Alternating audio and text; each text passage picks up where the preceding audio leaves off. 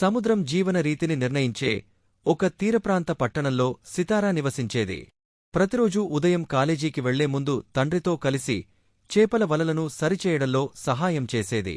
బయట అలలు గట్టిగా జీకొంటున్నా ఆమె మాత్రం మౌనంగా సముద్ర శాస్త్రవేత్త కావాలని కలలు కంటూ ఉండేది.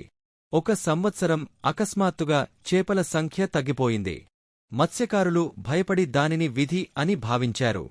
సితారా నీటిని గమనించి తీరం దగ్గర కాలుష్యం ఉన్నట్లు గుర్తించింది. నీటి నమూనాలు సేకరించి అధ్యయనం చేసి పెద్దలతో మాట్లాడింది.